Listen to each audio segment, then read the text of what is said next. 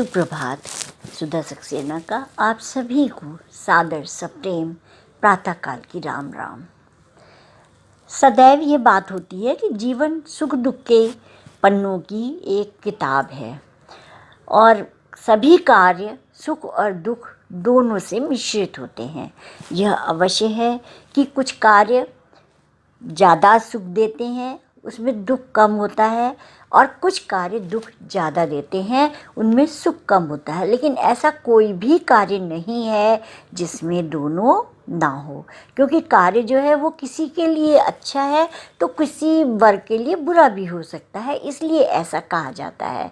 आइए आज हम इस पे चर्चा करते हैं कि अधिक सुख वाले कार्य क्या हैं, हम क्या उसको किस प्रकार से कर सकते हैं, और उसको हमारी भाषा में, अपनी संस्कृति में कर्तव्य बोध का नाम दिया गया है। तो आइए आज कर्तव्य बोध पर हम कुछ चर्चा करते हैं। जीवन में अपने कर्तव्यों के प्रति सचेत रहने वाला व्यक्ति सफलता के शिखर को स्पर्श करता है। कर्तव्य पालन से पूर्व कर्तव्य बोध होना आवश्यक है। कर्तव्य बोध ही कर्तव्यों के निर्वहन का मार्ग प्रशस्त करता है। हम अपने कर्तव्यों के प्रति समर्पित होकर जीवन को स्वर्णिम बना सकते हैं। कर्तव्य के प्रति हमारी निष्ठा हमें अद्वितीय बना देती है। लोग हमें सम्मान की दृष्टि से देखने लगते हैं। जिन लोगों को कर्तव्य बोध होता है वे असाधारण परिस्थितियों में भी विचलित नहीं होते। वे न केवल समस्या का सामना करते हैं अपितु उसे परास्त भी करते हैं।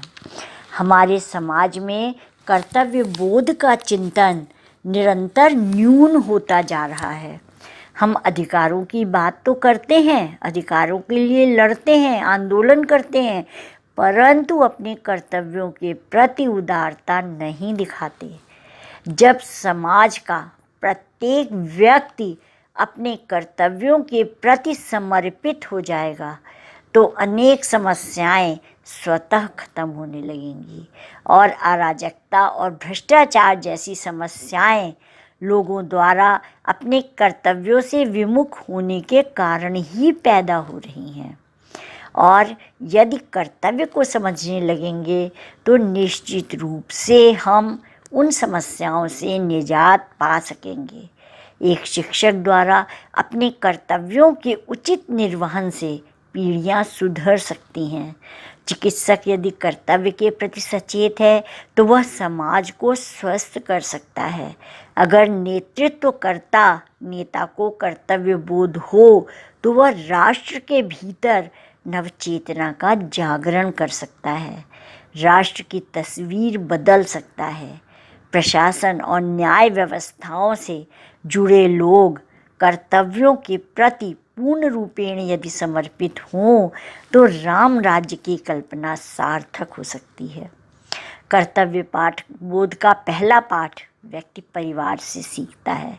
वह अपने माता पिता से इसकी शिक्षा ग्रहण करता है। वह उनके व्यवहार को देखता है और उसे जो भी अनुभव होता है वह उसे स्वयं के व्यवहार में उतारने का प्रयास करता है।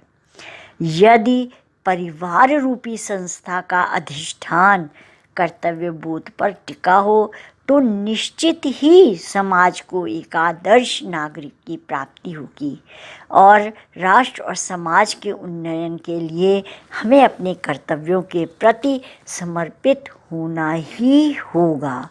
और निश्चित समझिए कि यदि हम कर्तव्य बोध हमें होगा, हम कर्तव्य अपने करेंगे तो हमें सुख की प्राप्ति होगी। यह अवश्य है कि सत्य का मार्ग बहुत कठिन होता है, कर्तव्य का मार्ग कठिन होता है, उसमें हमें भौतिक दुख की अनुभूति हो सकती है। लेकिन यदि हम अपने नियमों पर, अपने सिद्धांतों पर, अपने प्रतिमानों पर अडिग रहेंगे तो निश्चित रूप से हम कर्तव्यों को पूर्ण करेंगे और तब हमें वो कार्य हमारे होंगे जिसमें कि हमें सुख की प्राप्ति ज़्यादा होगी और दुख की प्राप्ति थोड़ी सी होगी।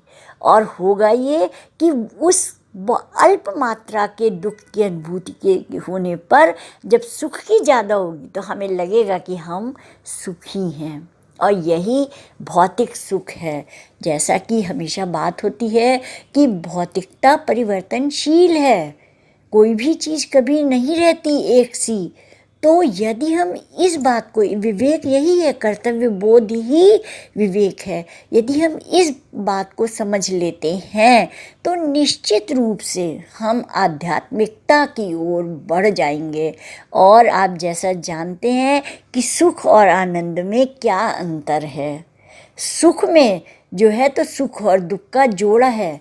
जब हम आध्यात्मिकता की ओर बढ़ते हैं तब हमें आनंद की प्राप्ति होती है, वहाँ पर दुख समाप्त हो जाता है, दुख होता ही नहीं है उसमें।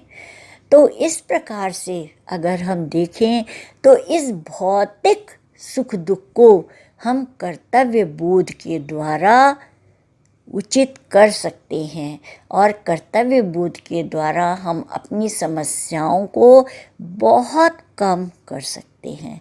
आज इतना ही, धन्यवाद।